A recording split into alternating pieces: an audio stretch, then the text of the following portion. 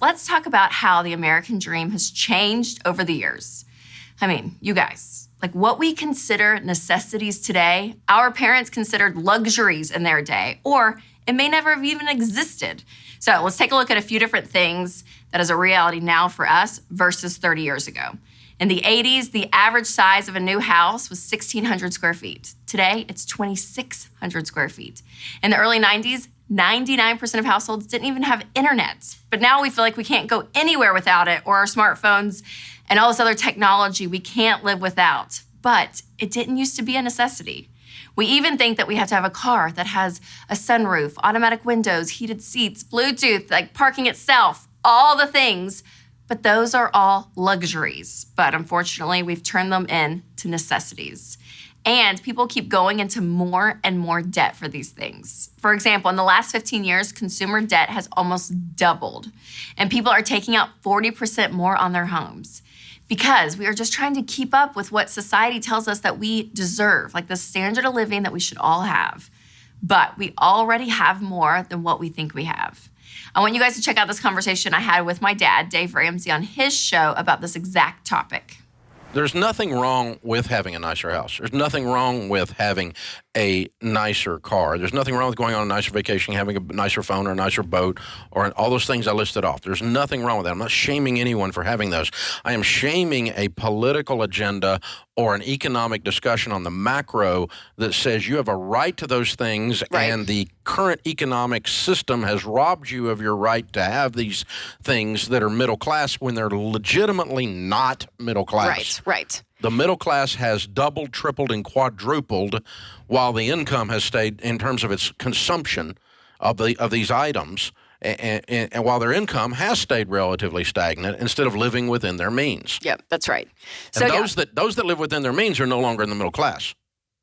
Because they're getting ahead. Yeah. 93% of the millionaires that we found were first-generation rich. Yep. Did not become millionaires because of an inheritance, became millionaires because of their consumption patterns were within their means, allowing them to invest. Which takes, to piggyback off of that, a really mature person to sit there in the moment and say, gosh, we want to be able to go on the nice vacation. We want that. We want this. You know what I mean? Like, we expect this. And to be able to say no to yourself, like I was going back to, it doesn't feel right. It feels wrong because it's like, it's not supposed to be like this. I'm supposed to be looking like everyone else. And when you don't. I'm supposed to hit a button and the door opens on the side of my van instead of, God forbid, reaching up and grabbing the thing and opening it.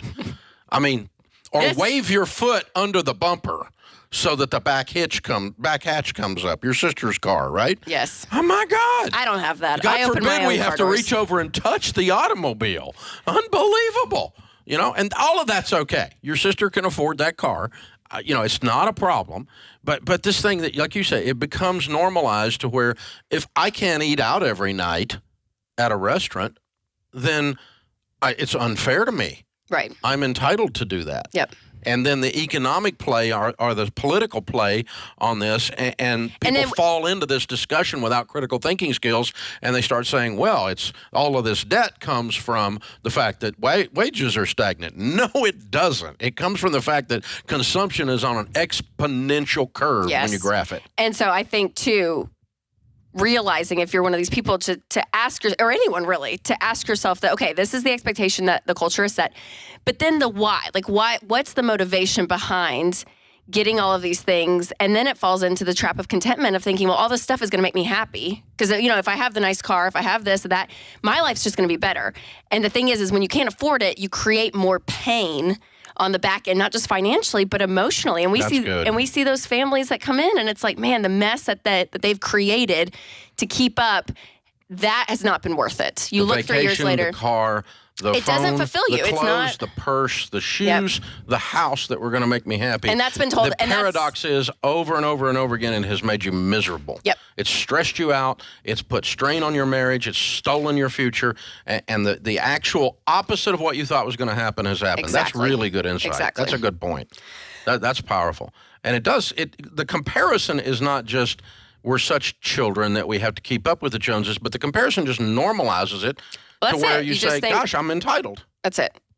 this is the standard of living I should have because of my age, my season of life, where we're at. This is what it should be. And so whatever I have to do to get there. And so that's why, even just talking about the credit card, we did a two series episode part on credit cards specifically, just the credit card debt in America.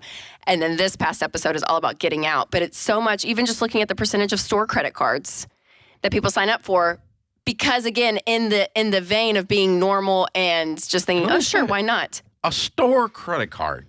The items that you can purchase with a store credit card, 0% fall under the heading of necessity. 100% fall under the heading of luxury. You need another pair of shoes. I mean, how many shoes? I'm a guy that doesn't even like shoes, and I've got shoes coming out my ear. Speaking about shoes. I know, but I got shoes coming out my ears, and doesn't even make sense. I don't even like shoes. And I've got to wear, I get another pair of shoes. That means I got to throw 2 pair away. I'm just not going to have a whole pie. And all this, it's just consumption. It's just stuff. It wasn't I had holes in my shoes. Right. I didn't. It's just consumption. It's just straight up, if I get that, I'm going to be happy then. Oh, and that is the lie. That's the deep why behind it. That's a spiritual problem. Yes, an emotional problem, and it's not fulfilled with the stuff. And that's the hard lesson that a lot of people have to learn. Thanks for stopping in and joining in on the discussion. Thanks for having me. Rachel Cruz, #1 best-selling author, Ramsey personality, and happens to be my daughter. Proud of you. Thanks for coming by. Thanks for having me on.